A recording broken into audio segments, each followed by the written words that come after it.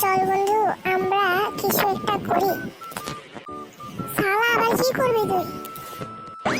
এই চল একটা ইউটিউব চ্যানেল করি যেখানে আমি বলবো যে অদৃশ্য হওয়ার ভিডিও করব আমরা। চল। যা বেটা, কি বলছিস কি তুই? তুই কি কোনো নতুন জাদু মাদু শিখেছিস নাকি? আরে